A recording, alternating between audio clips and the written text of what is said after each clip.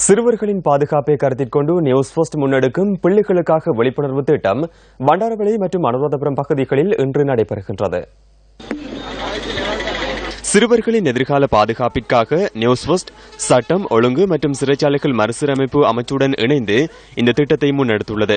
பிள்ளைகளுக்காக திட்டம் இன்று காலை பண்டாரவளை பிரதான பஸ் தரிப்பிட வளாகத்தில் தெளிவூட்ட நிகழ்ச்சியுடன் ஆரம்பமானது.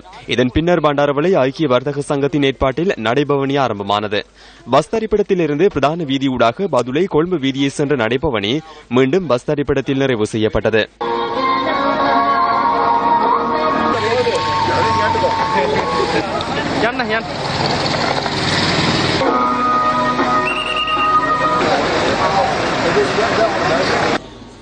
பிள்ளைகளுக்காக என்ற தொனிப்பொருளின் கீழ் நாடளாவிய ரீதியில் முன்னெடுக்கப்படும் எங்களுடைய தெளிவூட்டல் நிகழ்ச்சியானது இன்றைய தினம் பதுளை மாவட்டத்தில் தெரிவு செய்யப்பட்ட பல பகுதிகளில் முன்னெடுக்கப்பட்டு வருகின்றது.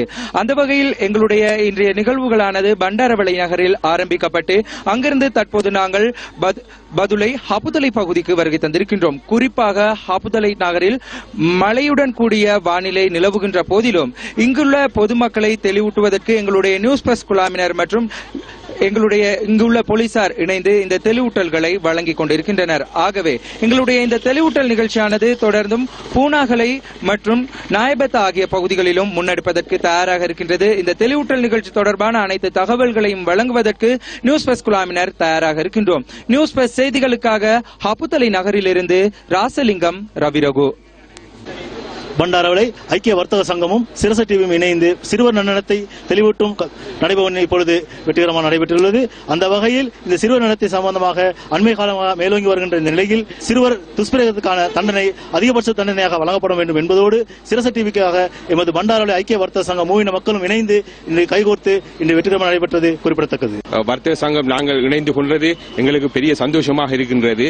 சிறுவர்களை பாதுகாப்பதற்கு அதிகபட்ச தண்டனை வழங்கி இதன் மூலம் இதை நிறுத்தலாம். அதாவது மரண தண்டனை வழங்குவதை தவிர இதற்கு வேறு வழியே இல்லை என்பதே எங்களது தீர்க்கமான எதிர்பார்ப்பாகும்.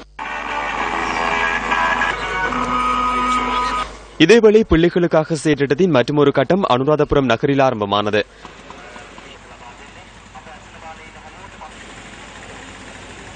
இதன்போது மக்களுக்கான தெளிவூட்டல் திட்டம் இடம்பெற்றது.